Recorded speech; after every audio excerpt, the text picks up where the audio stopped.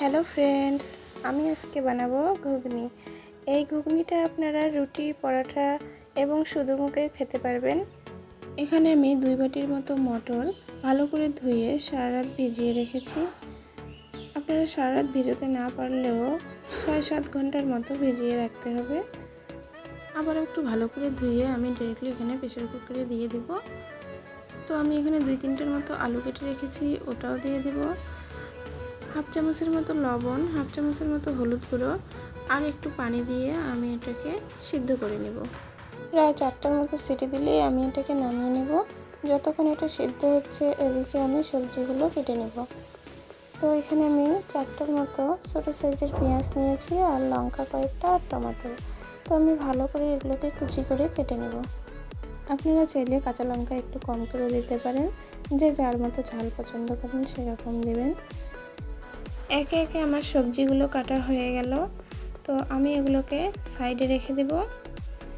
এদিকে দেখে নিব প্রেসার কুকারের মটরগুলো সিদ্ধ হলো কিনা।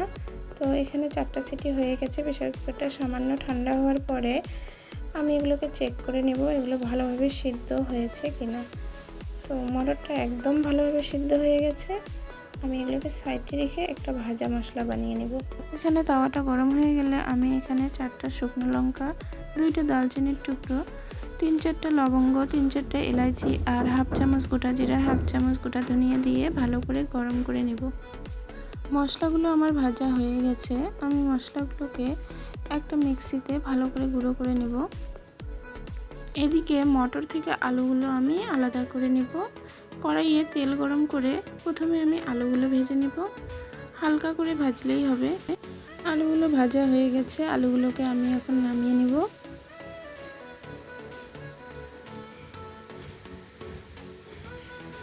ওই তেলের মধ্যে আমি আর একটু তেল অ্যাড করে দেব। তেলটা গরম হয়ে গেলে, তেলটা বেশি গরম করব না, হালকা গরম হয়ে গেলে আমি এখানে পেঁয়াজ কুচিগুলো দিয়ে দেব। পেঁয়াজ কুচিগুলো দেওয়ার পরে আমি এখানে আদা রসুনের বাটা 1 চামচ দিয়ে দেব। নাড়াচাড়া করে নেব ভালো করে। তারপরে আমি লঙ্কা কুচিগুলো দিয়ে দেব। লঙ্কা কুচি দেওয়ার পরে আবারও ভালো করে নাড়াচাড়া করে নেব। তো হালকা হালকা এরকম বাদামি বাদামি কালার এসে গেলেই আমি এখানে অ্যাড করব টমেটোগুলো।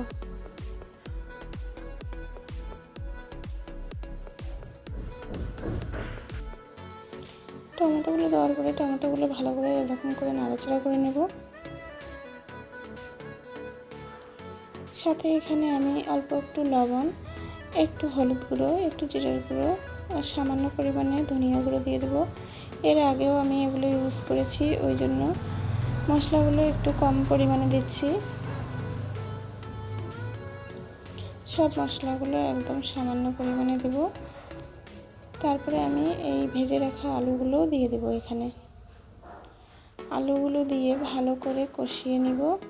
এইভাবে আলুগুলো খুন্তির সাহায্যে আমি ম্যাশ করার চেষ্টা করব, মানে হালকা হালকা ম্যাশ করলেই হবে, বেশি না। এরকম করে তারপরে এখানে 1 চামচের মতো আমি মটর দিয়ে দেব। মটরগুলো খুন্তির সাহায্যে হালকা ম্যাশ করার চেষ্টা করব। তারপরে আমি যেগুলো মটর ছিল সবটাই দিয়ে দেব। এখন আমি এগুলোকে ভালো করে কষিয়ে নেব। 2 মিনিটের মতো মটরগুলো ভালো করে কষিয়ে নেব। তারপরে 1 কাপের মতো পানি অ্যাড করে দেব। পানি দেওয়ার পরে আমি 5 মিনিটের মতো এটাকে ঢেকে রাখবো।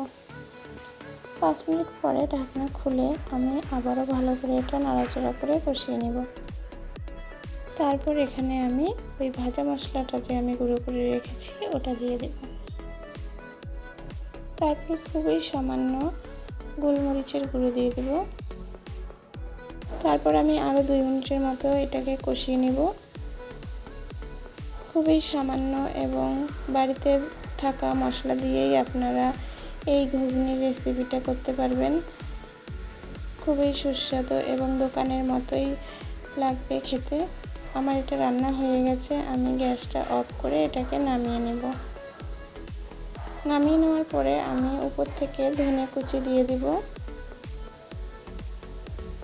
দিয়ে খুন্তির সাহায্যে একটু নাড়াচাড়া করে বাস এটাকে এখন সার্ভ করুন।